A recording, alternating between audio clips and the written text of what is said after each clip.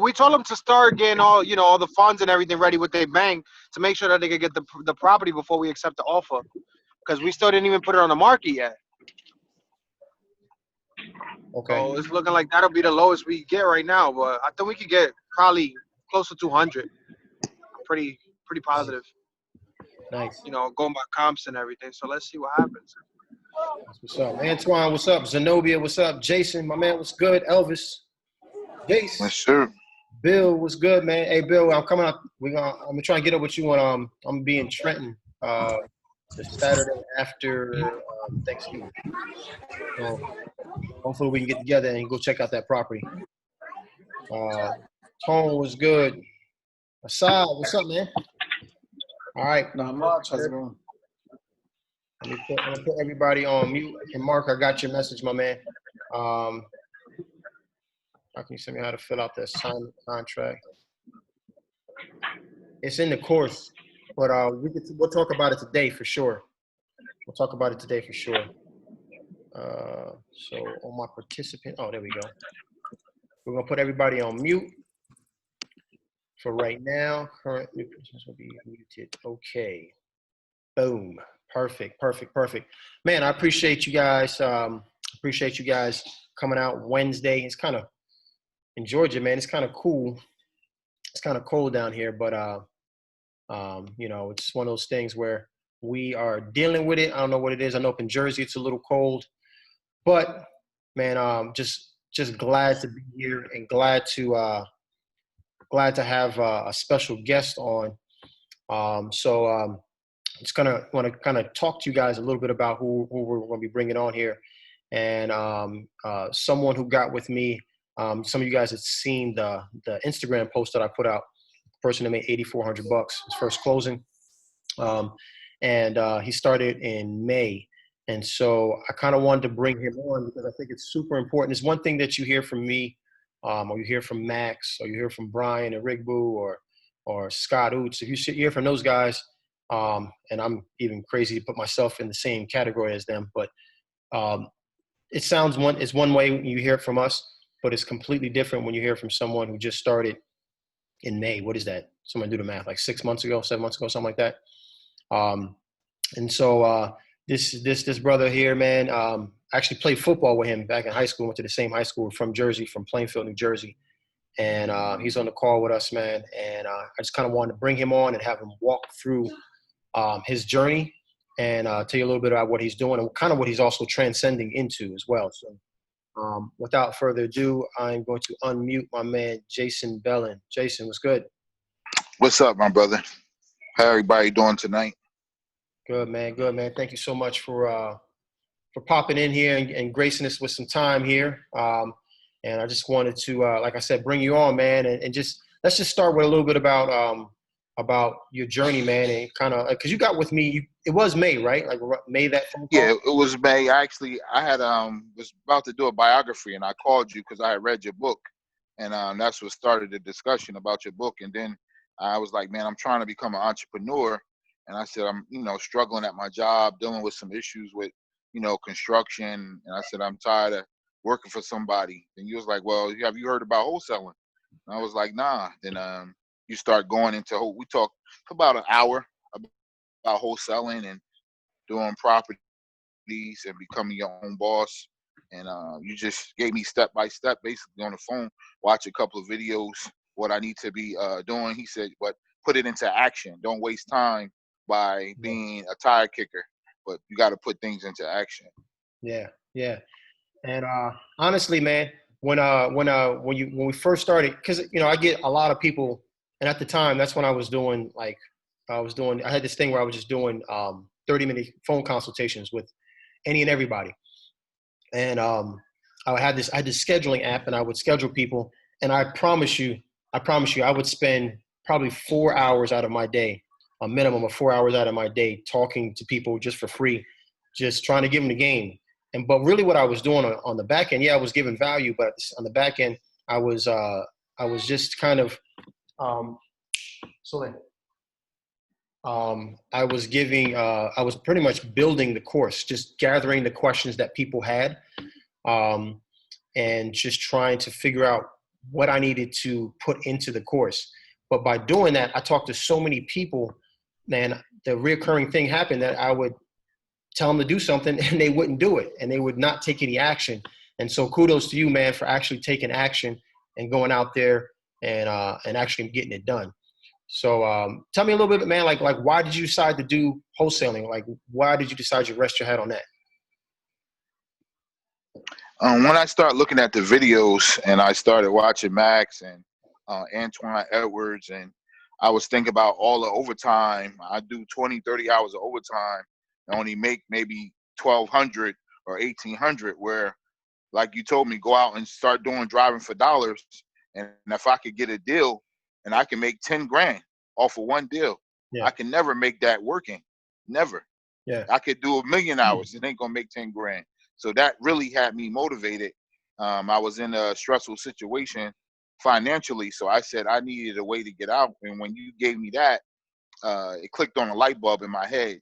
Said, no, I'm going to make this work. I'm going to put it into action and do it. And I started doing driving for dollars. And I was like, wow, I found 40 properties right here in my own town that's just sitting here. I remember that, yeah. Yeah. So that was the first course of action I took. Good, man. And so it's amazing. I think when people like get their back against the wall, that's when they really want to. When we're comfortable, it's easy to throw in the towel, right? Because like, oh, I got my paycheck coming in. But when you're uncomfortable and your back's against the wall, and I believe you were going through a lot of personal stuff at the job too. So when your back's against the wall like that, it really makes you fight a little bit more for what's really important. So let's kind of fast forward, because this wasn't like all rainbows and butterflies in the beginning, right? I remember you brought me a couple of deals, and I was like, man, that don't sound like a deal. Walk me through some of those earlier failures. Let's talk about that. One of my earlier failures, a big failure, was it was a commercial property, and I had got it under contract. Yeah, I got it under contract, met with the owners, everything, and I didn't qualify the buyer. So it came down to closing. I'm sitting at the table with the owners for 2 hours. So I called my buyer. I'm like, bro, where are you at? He said, I'm in Walmart. I said, you in Walmart? I said, we had a closing today, right? Wow. I changed my mind. I said, what? You changed your mind? I said, I did all this leg work, everything. And, you came and looked at the property, said you wanted it. And I don't have the money right now to purchase the property. So that was like my number one mistake. So the owners, they was mad at me, like, man, you wasted our time. So they went and listed the property on MLS, so that deal was dead. And that they was going to give me 30 grand if I'd have got the deal done, so that was going to be a huge lick for me, Wow. Wow. And so I lost that deal. And what made you think, like, a lot of people would have just threw in the towel at that point, said, oh, this wholesaling thing don't work. Why didn't you? Why didn't you throw in the towel? Why did you persevere? Because I looked at, I made an error. I had to go back to the teaching. I had to go back to the videos. Then I started looking at videos. How do you qualify a buyer for a property? What is the first steps? Mm-hmm. And you want the PLF. You want the proof of funds. First thing you want to tell them, like, well, okay, I'm a wholesaler. I have this property here. Before I give you any information and we move forward, do you have a problem with sending me a proof of funds? So if they have a problem with that, then that's not your guy or not your lady that you need to be doing business with. If all serious buyers, they will send it to you immediately.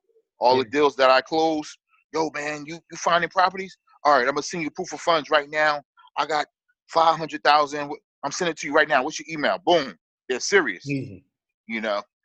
A tire kicker, he's going, oh, well, let me see the property first. Let's take they want to waste your time and waste your gas and your energy. Yeah. And you got to eliminate that. And one thing about this business, if you're going to be successful, you always have to be in control of the deal. Don't let them be in control of you. Because once you let them be in control of you, you're getting kicked around like a tire. Now you're a tire kicker. You sounded a lot like me, man. Control is everything when it comes to wholesale. Control is everything. One of the things we were talking about with the group last week is sitting down with your buyers and giving them a level of expectation of what you expect during the course of that transaction. Because at some point, your buyer might need to be there with your seller and just kind of just giving them some upfront instructions, and you can get a good feel whether or not this is a good buyer or a real buyer or not by doing that. So that was one of your big mistakes. You think that was the biggest mistake? Did you have any properties where you just miscalculated, you didn't do the ARV correctly, or what? I had 2 properties where I didn't do the ARV. It wasn't enough for the flip. It wasn't enough in there in the area. And when you wholesaling, you have to learn that you have your A areas, your B areas, your C areas, and your D area. And the area that the property was, it was a D area, which is a high crime area where the property value is just horrible. You're not going to really get a good return at all unless they like selling a property, giving it away for $20,000 or $40,000 in Jersey. So I had a property on Alton Avenue. The guy wanted $150. It was a burned down property, and I tried to go ahead and move it to a buyer. And he was like, "Jason, this is not a good deal. This area, burned down. I could find something that's not burned down and pay the same price. Yeah. Tell a guy, meet me at 90. So the guy didn't want to do that. Oh, I'm at 130. So he walked away from the deal. He said, give me something that I can deal with. That right there, I can't deal with. It's no good. So I learned that from that mistake. So that buyer, he shied away from me. And then we went and had coffee. And I said, well, let me know what you want, and I'll let you know what I can get you. I love that. And he said, exactly. And he said, well, I like this type of house, this type of area. I want a house in this area. And then me and him connected again. Then he's going to buy 2 properties from me now. We'll close at the end of this month. All right. Well, hold on. Before we get to that. So that's the good part, right? So before we get to that, from May until now is exactly 6 months. And so I always tell people, be prepared to work at least 20 hours extra a week per month. I'm sorry. Yeah, 20 hours extra per week every month for the next 6 months, and you'll get paid. And so we started in May. Actually, get the phone call in May. So we got June, July, August, September, October, November, 6 months. And so now we're here in November, and I put up a post. You made $8,454 or something like that. Your first closing? $8,564. $8,564. Was it last week, right? Last week, yes. Okay, tell me a little bit about that deal. That deal was a 2-family, and it was on auction.com. The lady was getting ready to lose it for the sheriff's sale. I went on auction.com. I reached out to her, and she said, well, I'll have to be out, in a couple of days. So I said, all right, give me some time.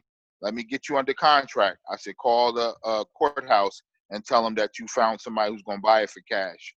And so she went and did that, her due diligence on that part. And I went on my part, and I told my buyer, I had 3 buyers who was interested in multiple families. So I told them, whoever sends me the deposit in the next hour, the property is yours. I said, I need to close in 15 days. If you can't close in 15 days, I can't deal with you. I just started getting flooded emails. Oh, I could wire it. I could do this. I could do that. Where you at? I'll come to you. I'll bring the check. It was like a feeding frenzy. Hey. So whoever got to me first, that's who I went with, and we closed. So guys, pick up on his energy, right?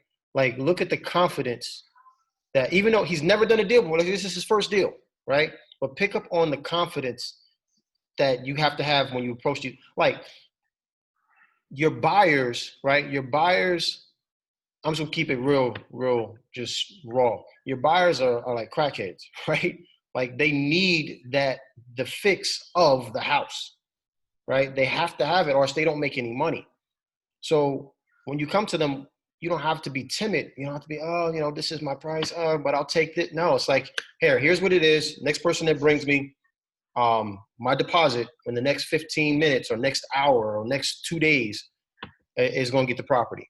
And so his energy is coming off as like he's a confident wholesaler who's been doing this and been in the game for a while, but in reality, he's only been around for, at this point, 6 months. So that's a really cool story. I want to know how many closings are you set to have this month? 4. 4 closings. Closings. What's the smallest closing and what's the largest closing? What do you think you'll make on the smallest one? 6,000. 6,000. And on the largest one, what do you make? 28,000. 28,000. Good Lord, man. I got a closing Friday for 10,000. This Friday. This game would change your life, man. I'm telling you this. And I wholesale the property in South Carolina. I went on Craigslist and put that. I buy houses. I put it in South Carolina, and one of my cousins actually saw it on Craigslist, and I didn't know it was my cousin. He called me, "Yo, man, I have this property in Pamplico, South Carolina," and I said, "Okay." I said, "You sound familiar." And he said, "Well, what's your name?" And I told him my name. He said, "Hey, cuz." I'm like, "Oh man, what a small world." So that's crazy. He said, "Yeah, the property's down the street from your father." So I had my father go across the street, call the guy. He told me he wanted 35 grand for the property. Then I had my neighbor is looking to move down south, and I said, "Look, I got this property for 35,000. You do you want it?" I said, "I got assignment fee for 10 grand. You cool with the assignment fee?" He said, "Bro, I'll give you 10 grand right now. Let's close on it." So he called the owner. We talked to the attorneys over the phone. I got the title company. They transferred the funds. Now Friday, the money will be transferred into my account. 10 grand. Easy. So easy money. Guys, listen to what we're talking about here, man. Right? Last Sunday, I challenged you guys to spend 20 minutes just reaching out to people through your social media, right? Some of you guys were on that call. Some of you might have saw it on the replay on the private Facebook group. Putting out, like, just casting these hooks out into the water, right? Just casting these things out. Like, you just don't know what's going to, who would know, how could you plan that you're going to put a post in some city in South Carolina and that your own cousin was going to call you? Like, you just can't plan these things. All you got to do is you just got to keep going out there, and you just have to keep going out there and putting hooks in the water, and eventually someone's going to bite. Like, hey, Tommy. Yes. It's Kat. Can I say something real fast? Just listening to him talk, just listen to Jason talk, he sounds so confident, and he sounds like he has literally done like 1 million houses. Exactly. So like that's giving me tons of energy. Like his energy, his confidence, like either you're gonna work with me or you're not. On to the next one. Like it's no like, oh well maybe, like that's awesome. So good job. Absolutely. Thank you. That is exactly was the type of confidence you need to bring to the table. That energy you need to bring to the table, because buyers or investors, they'll pick up on that, man, and they'll see that you're just a small fish, and they'll try to take advantage of you. Yes, they will. I'll speak about one thing, Tommy, I wanted to share so everybody can know. I was doing a deal, like I had a realtor who I purchased my house from. So I thought me and the guy was cool. So he came to me, he knew I was wholesaling. He said, "I got a 2-family that needs to be moved. Do you got a buyer?" I said, "Yeah, I got a buyer." And I made the mistake. This is a mistake I made in not creating an LLC and, getting it in black and white. I trusted him. So I said, "All right, I'll get you the buyer. Man, you'll split the commission." So he was like, "Yeah, no problem. We'll split the commission." We shook hands on it. So I set the whole deal up, got the buyer, come to the closing table. Guess what?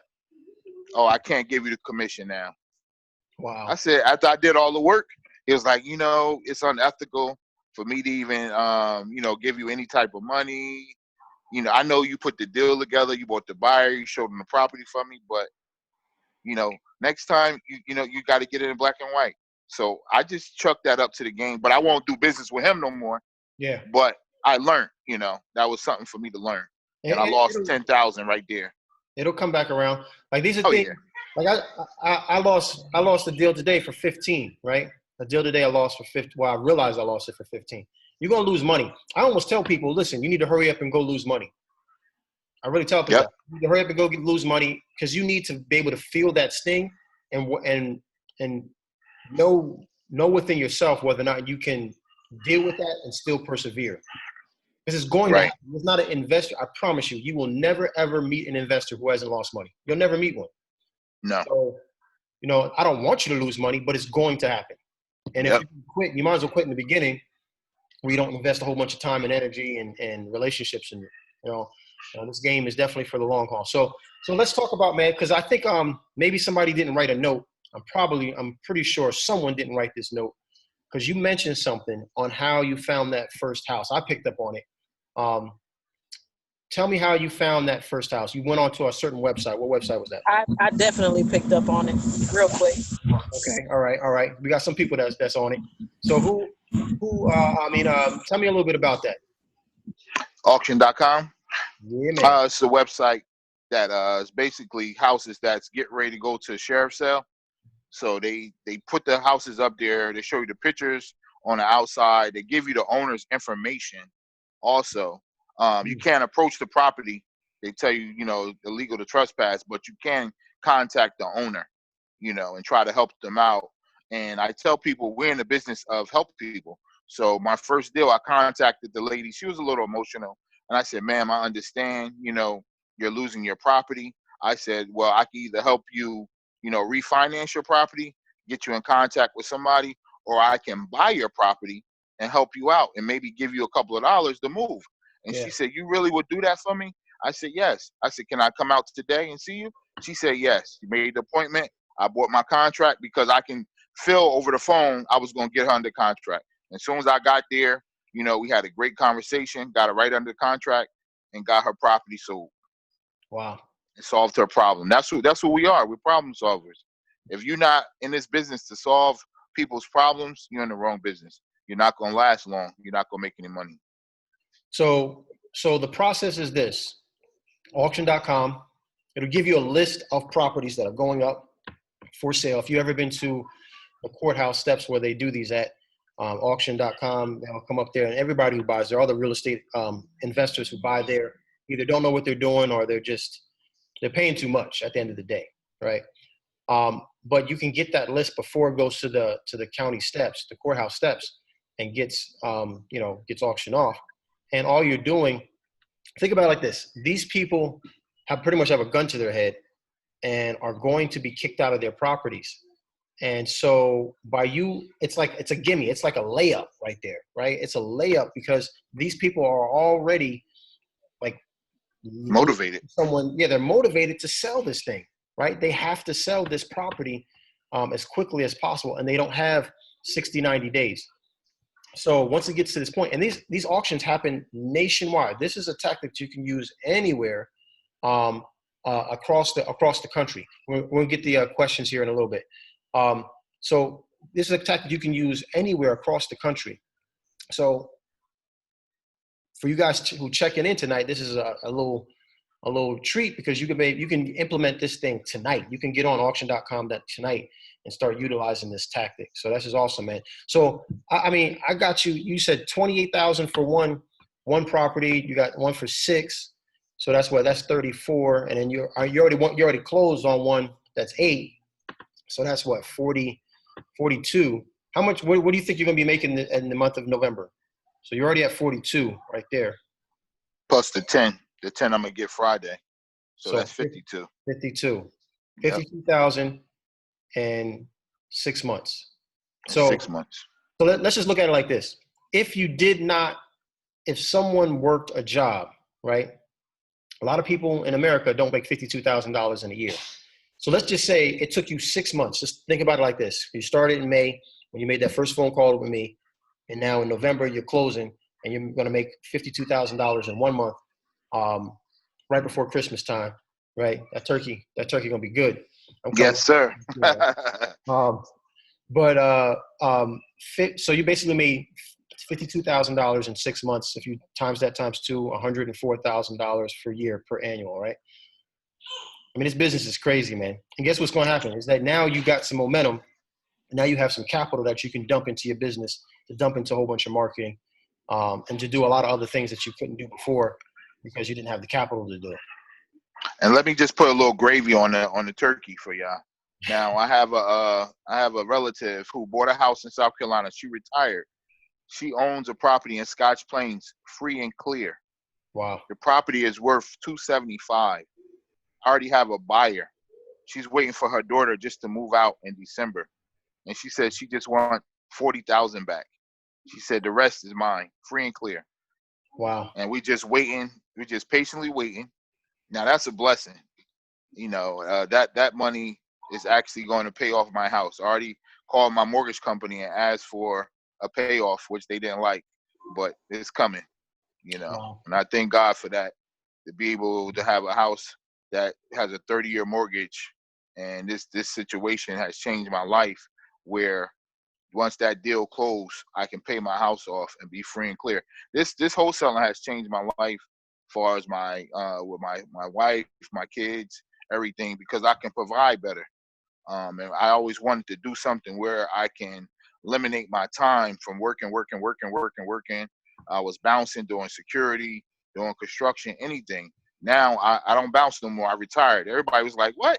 Where you going, man?" I'm like, I don't need it no more, Yeah. because I'm getting in checks like that. No need for me to risk myself. I'm at home now. I can spend time with my kids and raise my kids. This has been a real big game changer, man. I really appreciate you sharing that information with me 6 months ago. It definitely has changed my life. That's awesome, man. That's what it's here for. And guess what? Everybody, all 28 people that are on this call right now, you have information more than 99% of America do. It's your responsibility. It's your responsibility to go ahead and tell people. Like, there's so many houses out here. It's ridiculous. There's no point in being stingy. That's why I tell everything that I can possibly tell. And that's why I give it to. It's like, it's our responsibility, right, to make sure that people know this. It's our responsibility that the next generation knows how to do this stuff.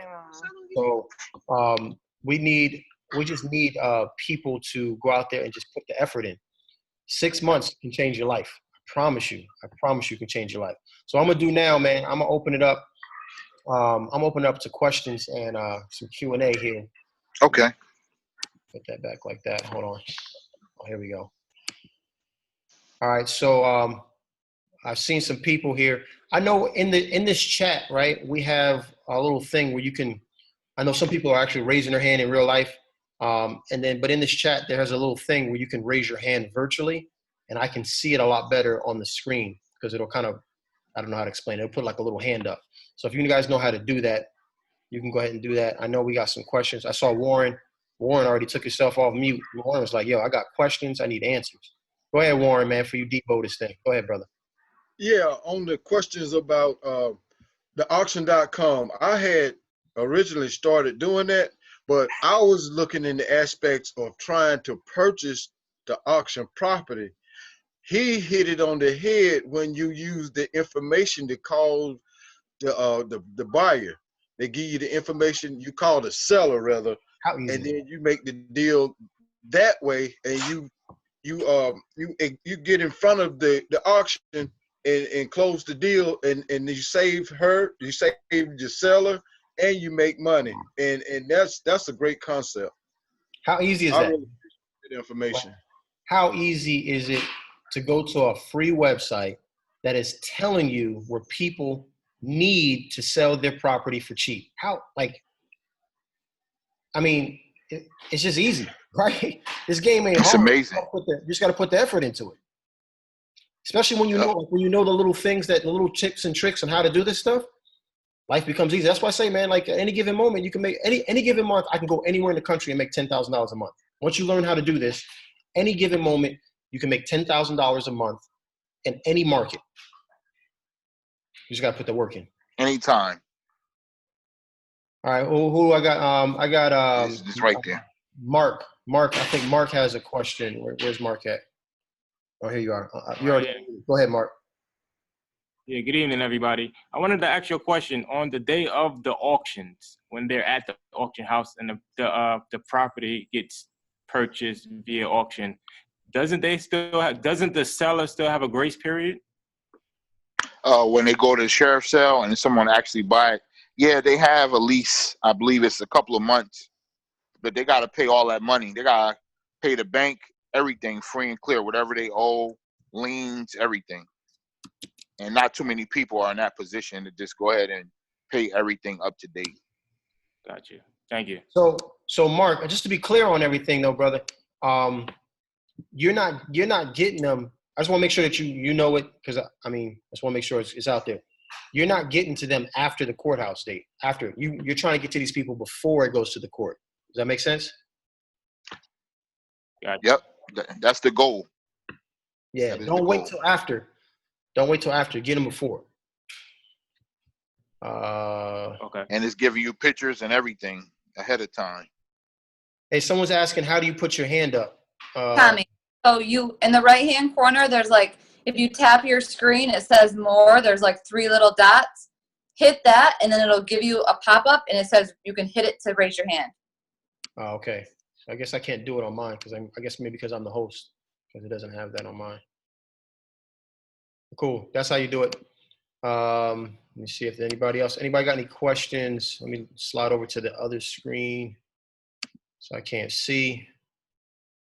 Matter of fact, Just a word of advice, you got to be firm. You got to be firm in your spot as a wholesaler and doing this business. One of my buyers, it was a property, a 5-family unit. It was off the market, and the owner maybe 3 days later listed it on the MLS. And my buyer also has a real estate license. So she was like, well, I'm going to cancel the contract with you so you don't get the assignment and go ahead and do it through my license. And I just put my hands up. I said, fine, okay. And her other partner called me later. It was like, Jason, I apologize. Because I understand what you said, fine. I said, yeah, because that's going to affect the business relationship. And when they called me back and we had a conference call and she apologized, I said, right here, doing this type of business, we're building relationships. Yeah. Everything is off the relationships you build. I said, so if you don't want to pay me the $10,000 assignment, you want to do it on your own, that's showing that you're being greedy. And she was like, no, I'm sorry. I apologize. I said, because then I'll just, take my business elsewhere. And there's plenty of buyers, guys. There's plenty of buyers. There's plenty of houses and everything. Yeah. So don't always put all your ducks in one row or one buyer. If they go away, it's not the end of the world. Nice. All right, T, you had a question, man. I guess you didn't figure out how to put the hand up, so let me. Nah, it didn't go through for me, so I can't see it. Can you hear me? Yeah, I got you. We good. Okay.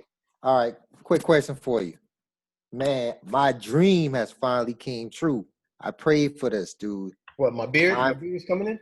Oh no, man! I'm doing a good job, probably doing a good job. That's a little weird dream, man. But No. But I wanted to wholesale a house from the city that I'm from, Charleston, South Carolina. I heard it was a hot market. Man, look, today I went and looked at 2 properties. I'm putting both under contract in the morning. So the only problem is I'm working with 2 realtors.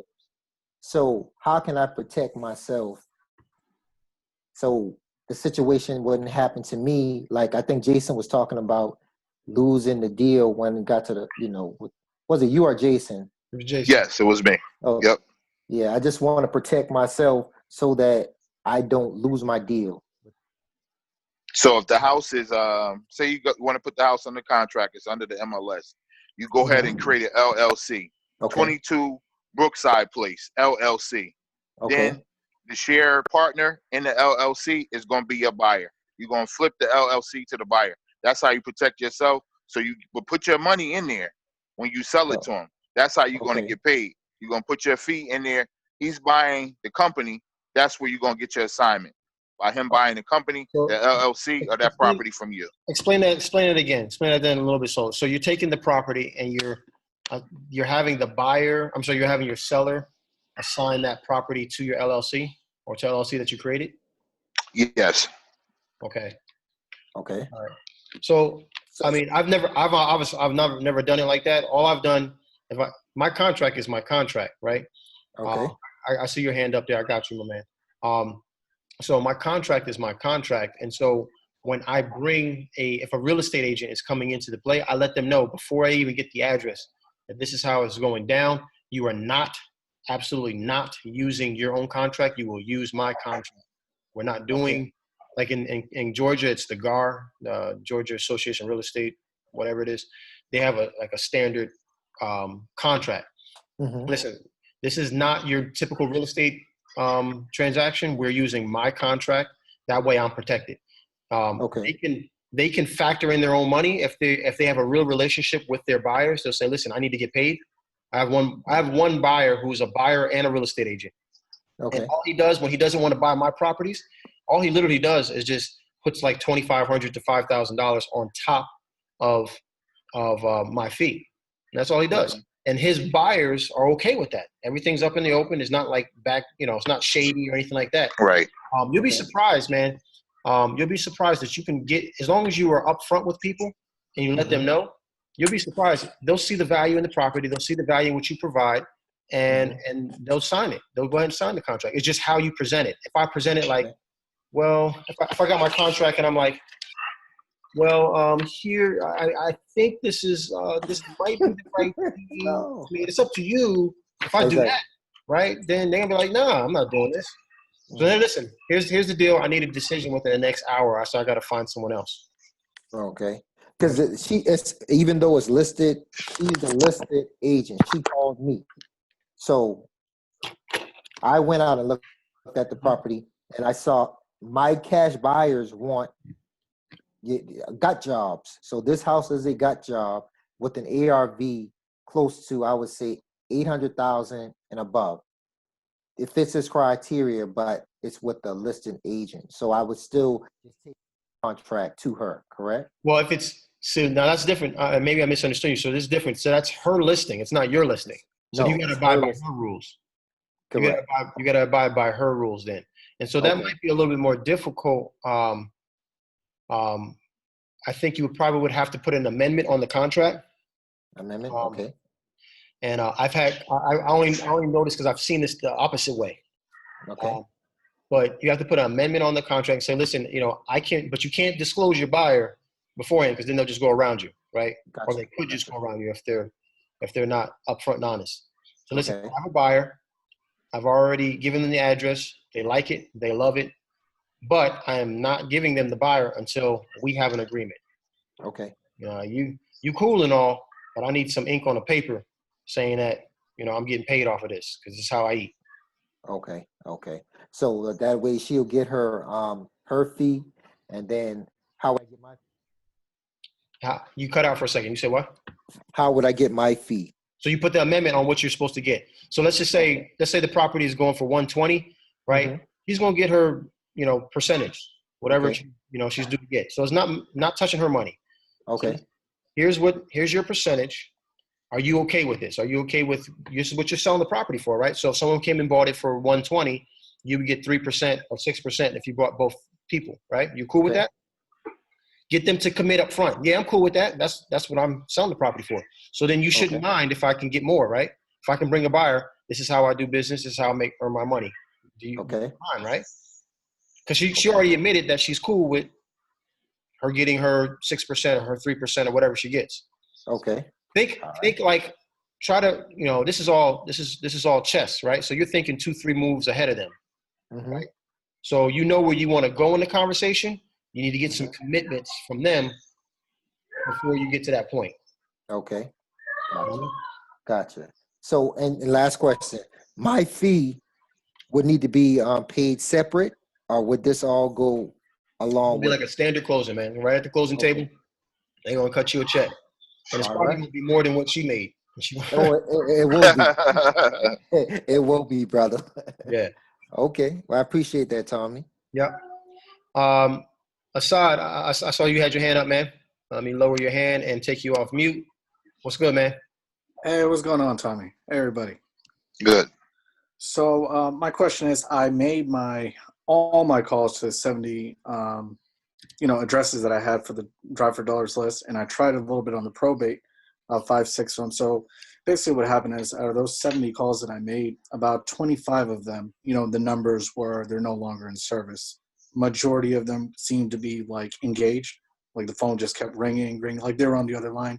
And then a few people, like 2-3 elderly, they're like, you know what, well, we might know somebody that's interested. We'll call you. We'll let you know. One lady, 2 particular instances that come to mind. One lady, she was like, you know what, that's my sister-in-law's house. I live in Macon.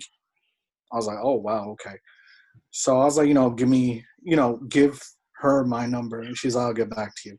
Another person, this poor old lady, she spoke to me for about 20 minutes plus, nice as can be. And the story goes on, her husband died. They were married for 40 years. But their house is not for sale. So I was like, okay, well, if you ever need me or if you know of anybody. So that's about it. For probate, they were very dismissive. That's like the hardest list for real. They immediately, it's not for sale, or it's been sold, or we're not interested. I didn't even get a chance to really make a dialogue. Mhm. You know, and it's not like I'm machine like and just memorizing scripts. It's very hard to like kind of kick in and make a conversation even start because they're very emotional. So I guess my questions in this situation is, what should I do for the drive for dollars list? Should I call every other day? Every day? Should I continue making a new? Who every day? Your list every day? Yeah, the ones that didn't pick up or they seemed like they were on the other line.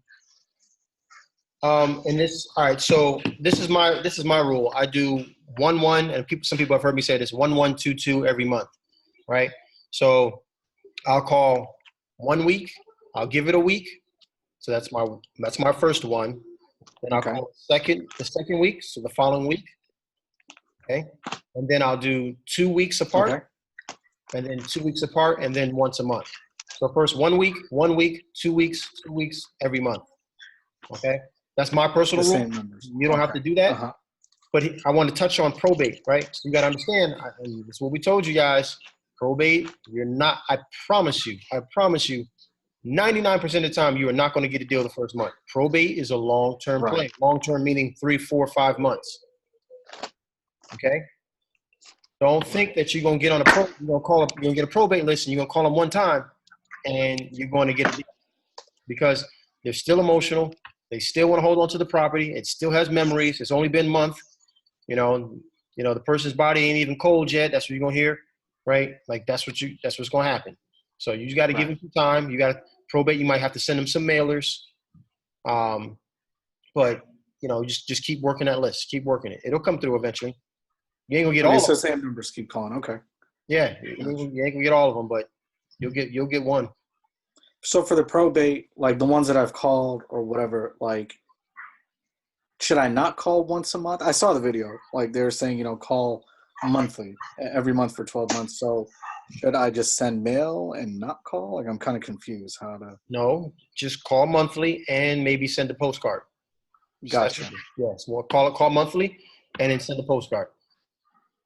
So a postcard is going to cost you $1 from what you call deal machine, right? It's going to cost you 99 cents. So and then it's also going to be a phone call, whatever that takes, right? Right. Just be consistent with it. Gotcha. Put in solutions. Don't just call about buying the house. Offer them some help, right? Those kind of things. Oh, and the question I had for probate, once this conversation starts kicking, is it okay to kind of refer to Deanna? Like, hey, this is not what this conversation's about. We can offer you help for the probate process if you need it. That's going to be something you have to ask her. Yeah, I had to be completely up between you and her. Cannot make any warranties about what she does in her business and how she, what she should do. So. My suggestion, like when you're starting out in this business, man, go after those tax liens and those that's where the money is at. That's where if you're trying to get your pockets right, you need to go after them tax liens, them sheriff's sales. They are golden. You can make great deals. I met another wholesaler. For code violations too. Yeah, and he got a property. And he made $70,000 on his first deal. He showed me the check. Wow. $70,000. Now, what's a good way to get the list for tax and code violations in particular? I think tax delinquents is on the videos, but for code violations, how do we kind of find them? They still there at City Hall. Yeah, the courthouse. Yeah, they're there. Right there. Okay. Everything is there. Yep. Right. City Hall, man. And everything got so many websites. But I love auction.com. And I have buyers who use hard money lenders. They love, what is it called? Hubzu. Hubzu is another website. I hate that. Yeah, you do bidding on, they'll tell me how much they're qualified for with their hard money, what to go up to. And we actually won a property on Hubzu recently, and it's going to close sometime in December with another buyer. But it's all types of ways out here to wholesale properties. For sure. And get it, especially if you're dealing with a realtor, it's a lot of properties that's cheap. You got to create the LLC. That's how you have to do it in New Jersey. create the LLC, then you sell the shares. You put your partner as a share, which is your buyer, put your fee in there, and he buys the LLC and buys the property, and you get your money, and you keep it moving. Because there's several That's how you properties do I it. found on MLS in the 30315 area, but obviously, you know, some real estate agent will put them up. So you're saying make an LLC and make an offer and ask that I have a buyer as well. But first, like what you said, Tommy, right? Like tell them. Well, You're it's, okay with like you this said, that's New Jersey. You could do it that way, and you might be able to do it. I just personally haven't done it like that. He's obviously doing it in Jersey, so. Gotcha. All right, Okay. let me get to Eddie had a question first, and then Nikita. Thanks. Yep, no problem. Thanks, man. Thanks for the question. Eddie, where you at, brother? Hey, Tommy, how's everybody doing? Good, man. Good, bro. Good. I just had a quick question more about the auctions. Is there a certain criteria that you are looking at when you're on the website? Like, how do you decide which ones are what? Because these are, majority of them, from my understanding, it's foreclosure, right? Which is different from the tax lien situation. Pre-foreclosures. Majority of them, 90% are pre-foreclosures. And what you do is you enter in your zip code, and it'll tell you like a 50 or 60-mile radius. They show you houses, and you just look at them, and you know what the great thing about it? It tells you what they owe. You know, it'll show you, oh, this person owes 100,000, or they upside down, or they ain't paid their taxes in 3 years. They own the property free and clear, and they're losing it for taxes. All that stuff is on the website. Everything.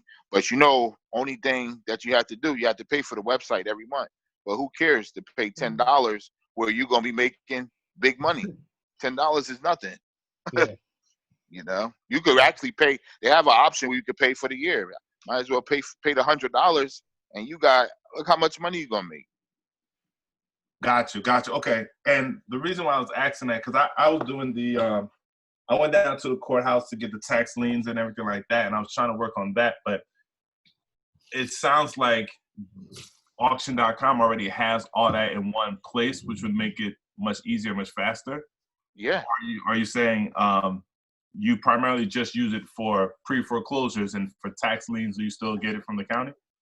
If I want to get a property under contract, and what are we looking for? Motivated sellers. Right. I'm going to auction.com because they already motivated. If they don't, they're going to get kicked out and the house going to get boarded up. So guess what? They're going to talk to you. They want somebody to save them. And I'll give you out this. One of my lines is, look, you want a couple of dollars to move. Oh, yes, come to my house right now. I'll tell them that. I'll give them $1,000. If I'm going to make 10 or 15 or 12,000, you can take that $1,000 to move. But guess what? I done got you under contract, and I'm selling your property, and I'm making money. So you use that as a sell pitch. Do you need money to move? Yeah, you know, I need to get out of here. Would you take 1,000 or 1,500? Yeah, of course they're gonna get under contract for that. I'll take me some money to move, and hey, and you making money, man. That's what I do all the time. When I see they're a little hesitant in their voice, I don't know. Look, man, I could give you a couple of dollars to move. Oh yes, come by, make the appointment, get them under contract. That's it. 1, 2, 3. Simple as that. You just gotta put it into action, man. Put it into action. Thank you. Appreciate that, fellas. Yep. I see everybody's hands and the questions, so I'm just going right in the list. Nikita, you are next. Can you still talk? I know you said you couldn't. I think. Can you hear me? We got you now. Oh, okay. Okay. So my question is, the title info on auction.com, is that a complete search, or does a title search still need to be done? Some properties it'll tell you free and clear, and then some will say do your due diligence. Okay. So that's what it'll tell you. Here's the thing, Nikita. This is what I would say to that. Let the attorney worry about that, right? That's their job. Okay. They get paid for. Right. So if the numbers work, just put it under contract, right? Okay. Thank you. Yep. Jace, okay, this is to everyone. Tax lien. All right, we got that. Let me look. I think Elvis, the next person I see with his hand up. Where you at, Elvis? There you go. Let me lower your hand. So good evening, everyone, and great story to Jason as well. You mentioned You're welcome. You mentioned postcards, right? And you said about $1. What I've been doing, just to share with the team, I went and bought some postcards from like Walmart, index cards, and I bought the blank one. So I don't know if everybody can see. So I'll have my company name on it, the person's name, and then I'll add a picture myself. I kind of seen it from like yellow letters. I'll add a picture with a little saying, I want to buy your house. But these are people I've spoken to. So people that might be questionable, people that might, they said, oh, I'm still thinking about it. People that, they loved ones might have passed away. So I still send them a letter, kind of like the postcard, but it's cheaper. I'm printing them from my jet printer, and they only cost me $5. And of course, the ink down the line, but there's cheaper ways to do it yourself. You ain't really got to pay nobody 70 cents or $1 to do it. You can print this out. It might have cost me, cents on the dollar. So all you got to do is just adjust your printer to whatever 6 to 7 inches, 5 to 6 inches, and print it out that way too. So just touching base on that, Tommy, because it's been helping me out. Every time I speak to somebody, I've been sending them a postcard. Nice. You got to be self-made, man. You got to be self-made if you're going to survive in this business and just in life, in general. I really started going hard when my back got against the wall. If you lose your oxygen, guess what? You're suffocating. You can't breathe. Mm-hmm. So what do? You're going to do whatever to try to breathe. And that's what this business is. Once you put get your feet out there, start putting your feet on the ground and get to it, you'll start seeing results. Yeah, you're going to stumble a little bit, fall, trip, but get back up. The next thing you know, you're off to the races. And this month has been golden for me. One of my buyers hired me as a project manager and paying me $1,000 a month just to make sure the contractors are doing their job. And that's it. That's all I do is go there every day. They call me, Jason, what is done? Is the roughing done? Is this done? And all I'm doing is delegating. So that opportunity can be out there for one of you guys. You just have to, have the confidence in yourself, believe in yourself first, and everything else will start falling in place. Cool. All right, man. Anybody got any other questions? Other questions? Hey, I have a question. Yes, This is Tasha. So I'm wondering, now that you're making some money, what are you doing different as far as your marketing? Oh, I thought you was going to say, can you get it on? Well, I mean, can I? Can I? Or maybe a grant. So the question I'm is, sorry, I didn't hear the question. What are you doing differently as far as marketing? What do you plan on doing with that money? What I do is I do a little better with my marketing. The name of my company is Let Us Help You, and what I do is I just brand my signs a little better. Signs just a little better, and when I go to appointments, everything is how you look, and that's the type of world we live in. So sometimes I'm dressed real to the T, and I'm got my notebook and I got my briefcase because I want people to take me serious.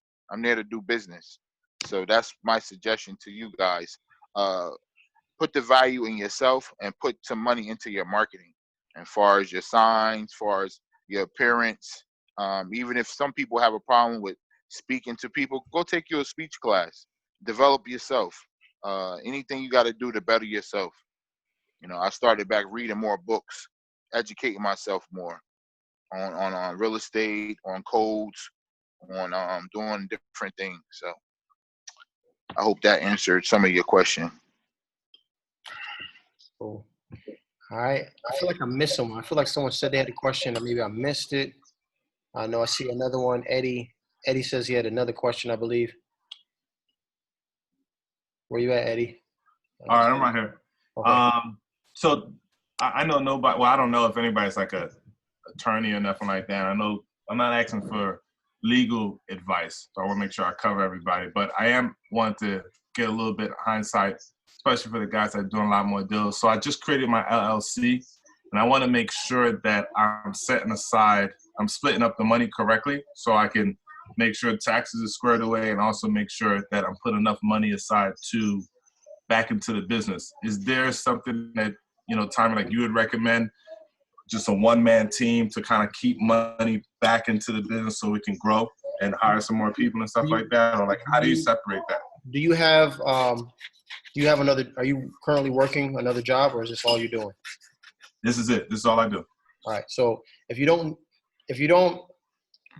just found wholesaling, you were obviously surviving before you found wholesaling, correct? So what that tells me is that you don't need the money from wholesaling, right? So Right.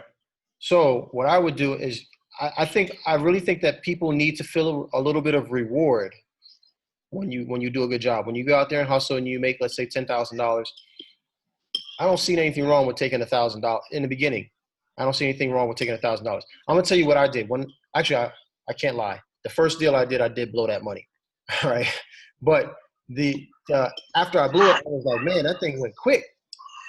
Like, I ain't got nothing. Like, I worked that hard. I ain't got nothing for it, right? So the second time I called up Max, I was like, yo, what do you normally do? Like, what do you put up, what do you put back into the business? And he was like, well, if you can afford it, put everything back into it. But if not, like if you need money, like always budget at least 35%. So that's why I asked you what's the first, your first question is what's your current situation? If you have a job that can cover your bills, if you make 10K, take 1,000, do something nice for yourself, for your kids, but the rest of that, put it back in your business. I mean, for most wholesalers, if your wholesale business is a 6-figure business, you're probably going to spend $6,000 to $8,000 on your business for the year. So if you make 10 and you take 1,000 out for you to go blow, you got $9,000. That's a whole year's budget. That's bandit signs. That's paying for your carrot site. That's paying for your deal machine, for REI Rail, for skip tracing, for the entire year. That means you are good as far as business wise for an entire year with more than entire year with $9,000. Yep. Scaling and you're trying to do $200,000+ a year. You're gonna spend more than that. But if you're gonna make $10,000 every month, you can do that for sure with $9,000 for the year. And some sweat equity, right? Okay. Right. And do you suggest doing like 30 or 35% for taxes? If you need that money, if you need money to live off of, like if wholesaling is all you're doing, then try to at least put 35%. I need 35% to go back into your business. So, like I said, what I did, here's why I was able to scale my business. Because after I blew that money the first time, I realized, all right, I didn't want to do that again. So I put everything back into it. And so I was able to scale. I was able to buy bigger lists. Instead of buying a list with 1,000, I'm buying a list with 10,000 people on it. Right? Gotcha. No, but what about for taxes though? For tax, what do you mean? What do you like? How much do you think I should put it like a safe bet to put aside off of what I make so that I can pay taxes later? So depending on your tax bracket, right? I mean, if you want to put 30%. I don't know. It depends on how you're structuring your business, right? Okay. That's a question where, and I'm sorry, maybe I went on a tangent and didn't hear your question correctly in the beginning, but there's a lot of ways. Okay, I'm just gonna say this. On paper, I don't look like I make any money. All right, there's ways that you need to get with your accountant to open up different. That's what I did. To move your money, because what's going to happen is that eventually we're going to look up here in a year, and the people that are sitting around, they're going to be making $250,000, $500,000. You'll mark my word. It's kind of difficult to be in this business and be diligent and work consistently in this business and not make that type of money. Like you almost have to try to not do that. You know what I'm saying? So as you guys do that, you're gonna have to start to talk to other professionals, because I don't have all those answers. All I know is how to structure some of those things. Some of those things, as far as putting stuff in trust, right, to kind of minimize your exposure to risk. You can equity strip stuff, right? There's a whole bunch of different things that you can do to protect yourself and protect yourself from paying a whole bunch of taxes. one of the things that you can do is if you're buying stuff for your business, if you're buying stuff for your business, a lot of that stuff, all that stuff is can be written off. But at the end of the day, if you have a large tax bill, your accountant should be able to tell you that this large tax bill is coming up. And they'll tell you, listen, you either need to buy something expensive that you can write off, or you're gonna have to pay it to Uncle Sam. Yep. I'm not gonna say who, but there's some people I know that buy Lamborghinis because they were told by their accountant that they have to buy a Lamborghini or they have to give that money to Uncle Sam. So what do you think they're gonna do? Lamborghini. Lamborghini it is. Yeah. Gotcha. Yep. Yep. And you can write that off as, hey, I take around high value clients. It's a business expense. I got a 2015 750 that I put into my business name, so I can write that off. So yeah, that's a little key for you. you know, but give my it your tax accountant, person told me to do that. You know, control. A guy that I knew that makes a ton of money in real estate. He says, own nothing, control everything. Listen, I don't own nothing. I just control it. Cool. That's how it works. Got you. Appreciate you, fellas. Yeah, man. Sean said buy a house. Hey, Ramon raised his hand. Where you at, brother? All right, I see you there. Lower your hand. Unmute. There you go. Hey, what's going on, y'all? How y'all doing? Yeah, I appreciate the info Good, tonight. Hey, and congratulations on your much success. Real quick about the auction.com. Thank you, brother. Not a problem at all. I'm out here. I'm actually mobile tonight. I'm on my mobile phone, and I'm on auction.com. I went ahead and created an account ASAP. But I'm looking at some houses, and the reason I am because I came across a property this week. Actually, I put up bandit signs, and in this neighborhood, and a lady called me, and she was like, "I would appreciate you to take your bandit sign down. And by the way, there is a house in the neighborhood that's vacant. You might want to know the address." And I said, "Oh, okay, cool. What's the address?" She said, so she called me back and gave me the address. So went on and found the house, and it's funny that you mentioned auction.com because right next to the house, when I looked it up, and I think it was Zillow, it had auction.com right next to it. So I just wrote it off like, well, I guess it's about to be foreclosed, whatever. Too late. So I'm trying to look for the house now in auction.com, and you said there's phone numbers directly for the person, or you have to skip trace the address. You got to skip trace. They usually had a name. Sometimes they had their name there. All right. Well, just a little background on that. So then I did skip trace the house before because I was having trouble finding the contact of that house. Come to find out, there was another property where the owner, when I looked it up in tax assessor, the property owner had passed away. Then I went to the court on Monday. Guess what? Holiday, court's closed. So I went again yesterday. Come to find out there was no probate at all on the property whatsoever. No records, nothing. So I'm kind of like, lost. I'll try to use this opportunity of auction.com as my last resort for this property. But anyway, appreciate that info. It's good. There you go, man. Okay. Hey, Ramon. Tommy, I got to go, man. I got an emergency. I got to run out. It was nice talking to everybody. Hopefully, y'all can invite me back another time. I'll have a little more time. But I got to run out. Thank you. All right, Jay. Thank you. Appreciate you, man. Hey, appreciate it. All right, brother. Take care. Hey, good night. Hey, Ramon. Yeah, you want to text me later? Or Yeah. call me after this? You already know. Yeah. All right, cool.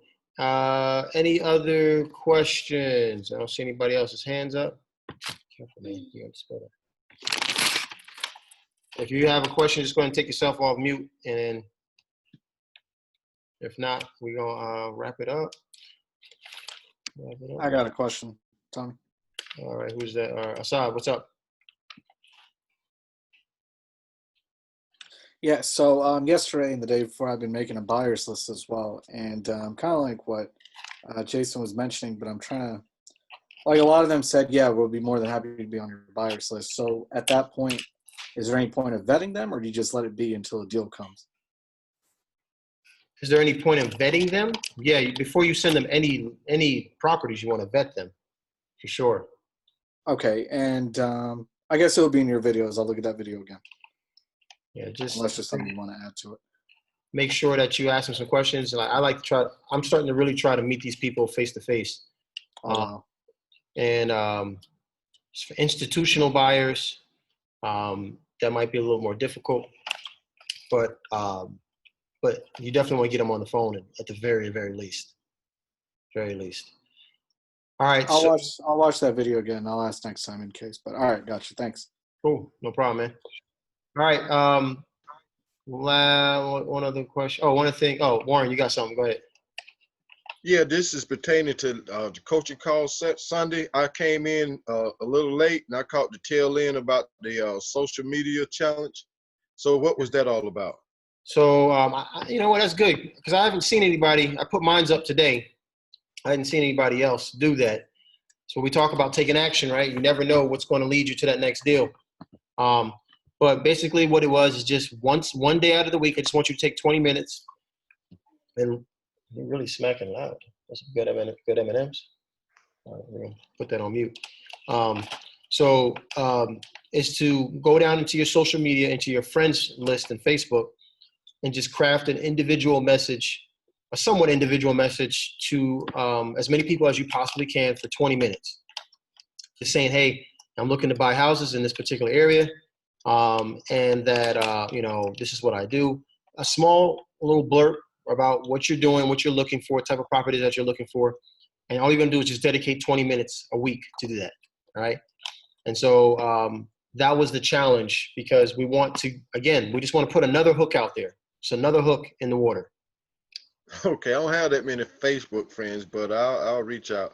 All right, well, whatever form you have, if you got 100 of them, well, that's 100 people you can reach out to. You never know. I don't have 100. I have about 10, 15. Oh, you got to go to either MySpace probably. You probably still on Black Planet or something.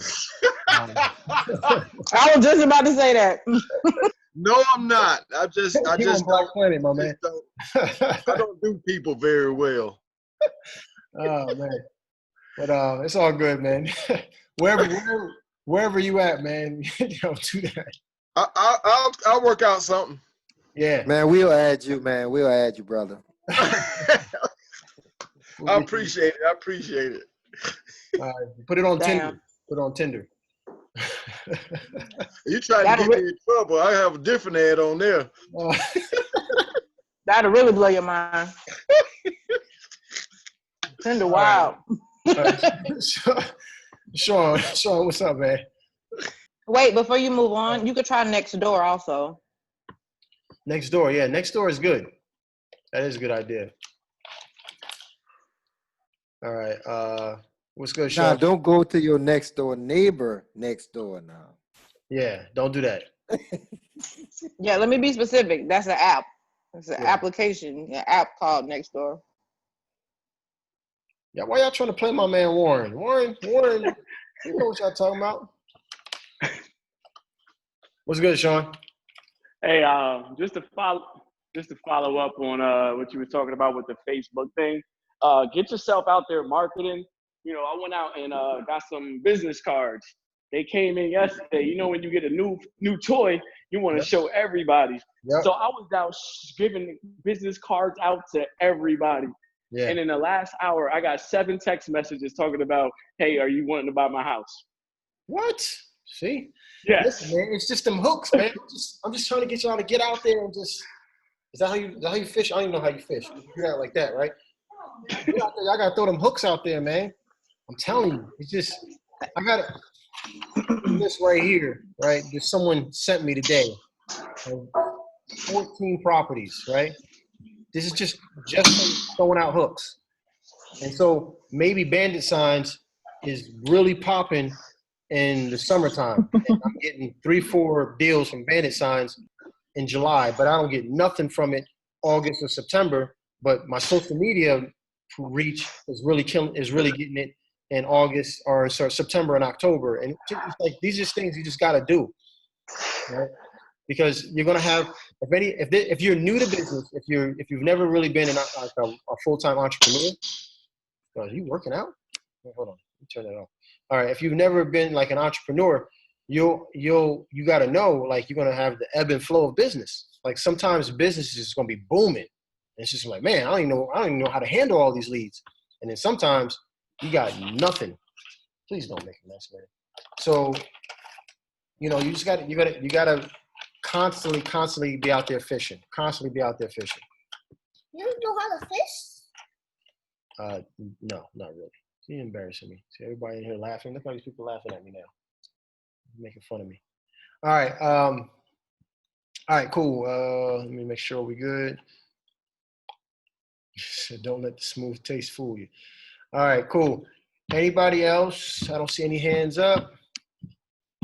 Speak now, forever hold your peace. Cool. All right, everybody, man. I think today call was dope. It was especially eye-opening. I love bringing people on that are, I keep saying new, like I've been in this game for like 30 years. You know what I'm saying? But someone who's only been doing this, literally made his first phone call to me in May. Like, I remember it. I'm picking him up when he called me. So just been able to see him grow, man, and to make $50-something thousand in a month, 1 month. Crazy. Like, really crazy. Like, this game will change your life. Tone, I see you, man. I got you. Let me lower your hand and unmute you. At least I'm trying to unmute you. Maybe you can unmute yourself. I clicked it, but it wasn't working. There we go. Yeah, I got you. So I asked this question in the group. I don't think anybody answered it yet. So in the training, you speak of, in the part where you're speaking of comps,